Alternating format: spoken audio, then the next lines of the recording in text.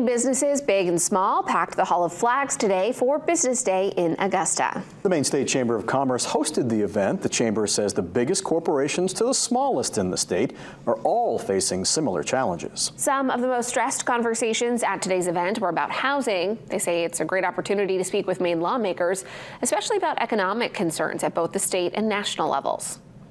Well, it's imperative right now. The economy is fragile. Tariffs announced yesterday.